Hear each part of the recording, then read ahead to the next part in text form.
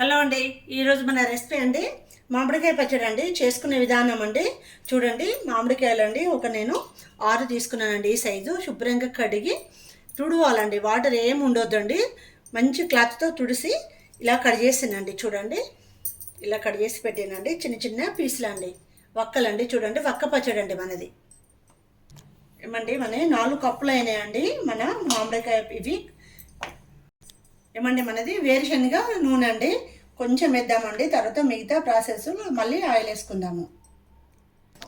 చూడండి, ఆయిల్ అండి ఇప్పుడు ఇది సరిపోతుందండి. ఇందులో కొంచెం మనము పసుపు వేద్దామండి, చిన్న స్పూన్ అండి. ఇది కూడా కలుపుదామండి. ఏమండి ఆయిల్ ఎందుకంటే అండి మనం ఉప్పు వేస్తాం కదా అండి. ఆ ఉప్పు అండి ఆయిల్ వేయకుండా మనం పచ్చడి పెడితే అండి మొత్తం వక్కకు పడుతుందండి. మనం తినేటప్పుడు అంటే మొత్తం ఈ వక్క ఉప్పు ఎక్కువ ఉంటుందండి. అందుకే ఆయిల్ వేసినాం అనుకోండి మామూలుగా పట్టుకుంటుందండి ఉప్పు. ఏమండి మన వక్కలకండి, మామిడికాయ వక్కలకి ఆయిల్ కొంచెం పట్టేయాలండి. 1 నిమిషం పాటు కలపాలండి. ఏమండి మన మామిడి వక్కలండి దీంతో 4 అయినాయండి. 4 కప్పులు అయినాయండి. 4 కప్పులకండి 1 కప్పు అండి కారపొడి అండి. ఇంట్లో పట్టించిందండి ఇది.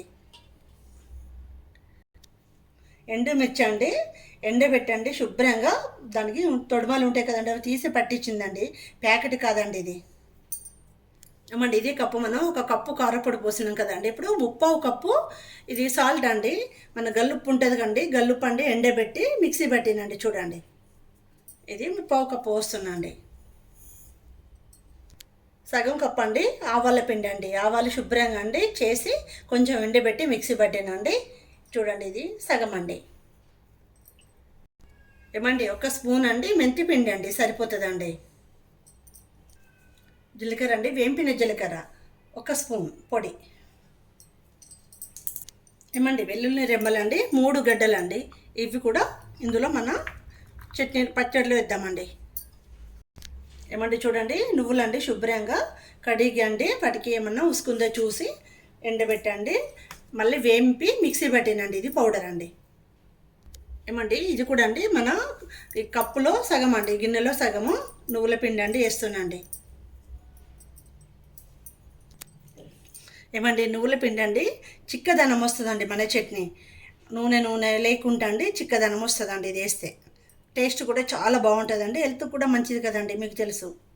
ఇదంతా మనం ఇప్పుడు మిక్స్ చేద్దామండి ఇందులో.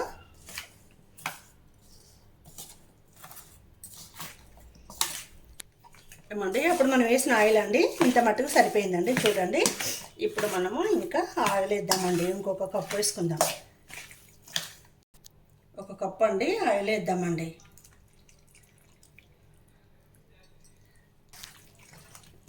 అంటే చూడండి మన చట్నీ అండి సాల్ట్ తోటి అండి ఇట్లా మొత్తం అండి ఇట్లా తయారవుతుందండి. ఇంకొక 2 డేస్లో అండి చట్నీ ఎంత బాగా వస్తుందంటే అంత బాగా వస్తుందండి. ఏమండి నేను సరైన కొలతలు మీకు చెప్పినండి, కరెక్ట్ ఉంటుందండి. నేను చాలాసార్లు అండి మా అమ్మ చెప్పేదండి, మా అమ్మ తయారు చేస్తుంటే చూసిన చాలాసార్లు తయారు చేసినండి. కొలతలు కరెక్ట్ ఉంటాయండి. సాల్ట్ అన్నీ కరెక్ట్ ఉంటాయి. ఏమన్నా తేడా ఉంటే కొంచెం సాల్ట్ వేసుకోండి, తక్కువ పడదండి. ఏమండి జాడీలో స్టోర్ చేద్దామండి మనము మన పచ్చడిని. చూడండి ఎంత బాగా వచ్చిందండి. ఏమండి మన చట్నీ అండి 1 ఇయర్ ఉంటుందండి. 1 సంవత్సరం పాటు అంటే బాగుంటుందండి. నిల్వ పచ్చడి కదండి. రెడ్ క్లాత్ వేసండి జార్కి మీరు అంటే ఎప్పుడు ముట్టని ప్లేస్లో దేవుడి రూమ్లో పెట్టేయండి. చాలా బాగుంటుందండి. ఏమండి మన వీడియో లైక్ చేయండి, షేర్ చేయండి. థ్యాంక్ యూ అండి.